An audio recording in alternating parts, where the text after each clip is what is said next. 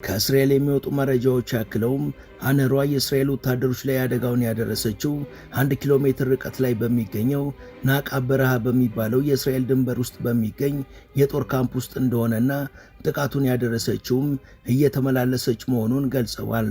እኚሁ የመረጃ ምንጮች ያክለውም ጉዳዩን በተመለከተ የእስራኤል መንግስት ሹማምንቶች ጥልቅ ምርመራ እንዲደረግ የደህንነት ቢሮውን ማዘዛቸውን ገልጸዋል። ይህች የግብፅ አነር ከሰዎች ጋር አይን ላይን መቅጠምንም ሆነ አካላዊ ቅርርብንም የማታረግ መሆኗ ወታደሮችን አዘናግቶ ነበር ቢባልም ጉዳቱን ያደረሰችው ግን በተደጋጋሚ መሆኑ ጥያቄን አጭሯል። በአልጀዚራ ዘገባ መሰረት የግብፅ አነር መጀመሪያ ወደ እስራኤላውያኑ ካምፕ በመግባት 5 ወታደሮች ላይ ጥቃት አድርሳለች።